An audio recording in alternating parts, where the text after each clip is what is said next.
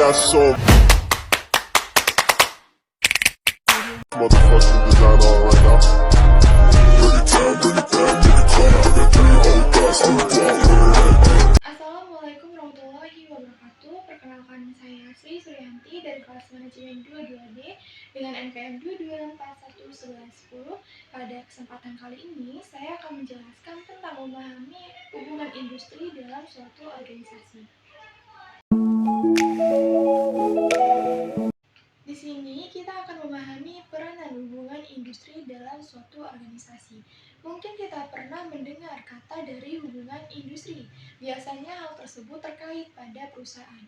Jadi, hubungan industri itu adalah pendekatan gabungan dari sikap, bahkan pendekatan pengusaha dan karyawannya terhadap satu sama lain, sehubungan dengan perencanaan, pengawasan, pengarahan, dan penyatuan kegiatan suatu pengaturan dengan lebih sedikit bahkan lebih banyak kerjasamanya. Dengan saling menguntungkan, hubungan industri ini merupakan salah satu masalah yang paling rumit bahkan kompleks dalam masyarakat industri modern. Hubungan industri dalam organisasi mengacu pada sistem hubungan yang terbentuk antara para pelaku dalam proses produksi barang bahkan jasa, yang terdiri dari unsur pengusaha, pekerja, buruh, bahkan pemerintah.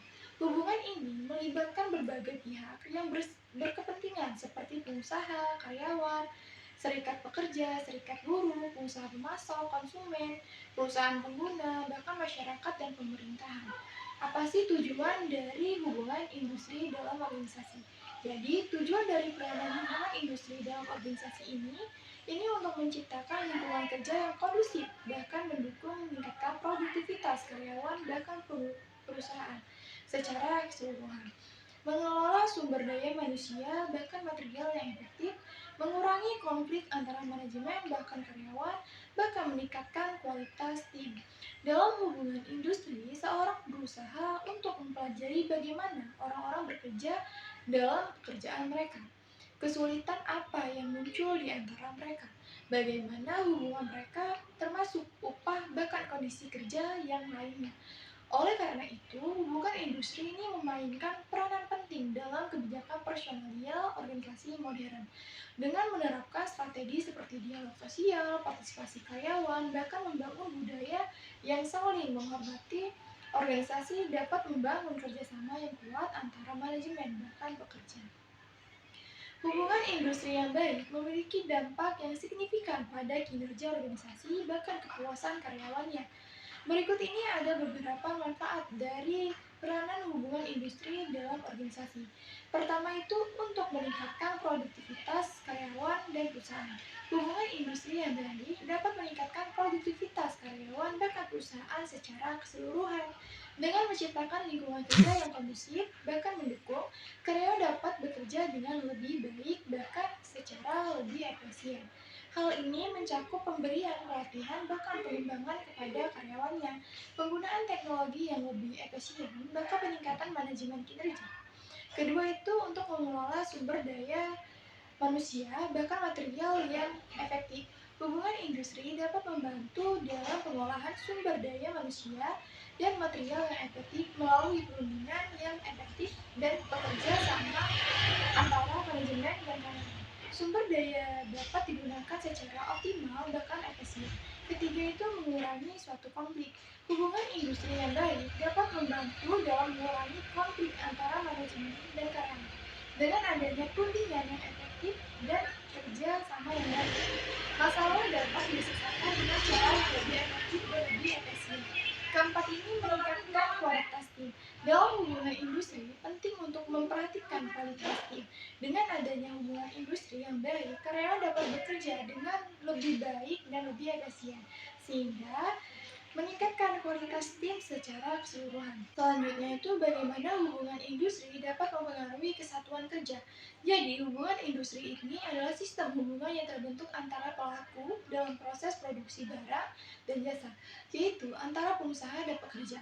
Hubungan ini dapat mempengaruhi kesatuan kerja, yaitu hubungan antara pengusaha dan karyawan suatu organisasi dan pemerintah di tingkat pusatnya, dan dengan hukum tentang ketenagakerjaan, dan kesepakatan bersama.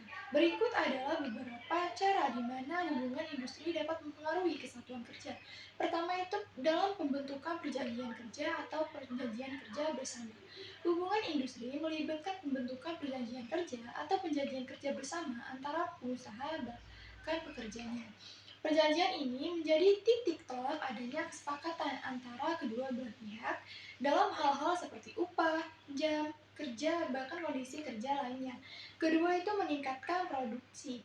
Hubungan industri yang baik dapat membantu meningkatkan suatu produksi dengan adanya kerjasama antara seorang pengusaha dan pekerja. Masalah-masalah yang mungkin timbul di tempat kerja dapat diselesaikan dengan lebih efisien sehingga produksi dapat meningkat. Ketiga itu meningkatkan kesejahteraan suatu karyawan. Hubungan industri yang baik juga dapat mempengaruhi kesejahteraan karyawan melalui perjanjian kerjasama. Pekerjaan dapat mengelola upah yang adil, bahkan kondisi kerja yang layak pada giliran akan meningkat kesejahteraan mereka. Nah, selanjutnya itu bagaimana penyelesaian perselisihan hubungan industri ini. Nah, jadi penyelesaian perselisihan hubungan industri atau PHI ini adalah proses penyelesaian konflik antara pengusaha atau gabungan pengusaha dengan pekerja, buruh, atau serikat pekerja. Serikat buruh dalam suatu perusahaan yang disebabkan oleh perbedaan pendapat mengenai hak, kepentingan, pemutusan hubungan kerja, dan perselisihan antara serikat lainnya. Terdapat 3 mekanisme penyelesaian PHI, yaitu pertama itu ada perundingan bipartit.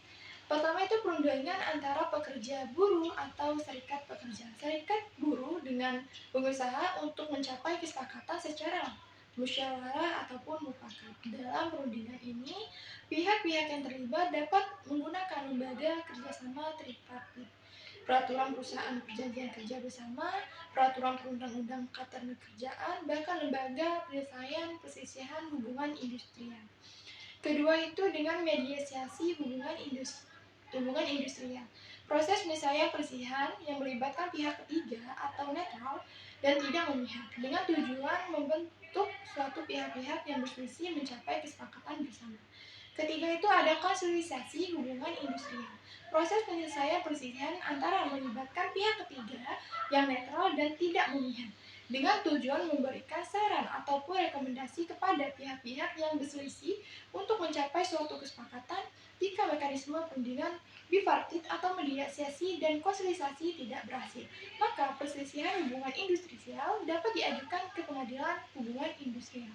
Dalam pengadilan ini, pihak-pihak yang berselisih dapat mengajukan bukti-bukti bahkan saksi-saksi untuk mendukung suatu argumennya.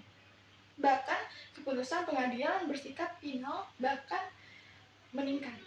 Sekian penjelasan mengenai hubungan industri dalam organisasi dari saya. Apabila ada pengucapan kalimat ataupun kata yang salah, saya mohon maaf. Terima kasih. Wassalamualaikum warahmatullahi wabarakatuh.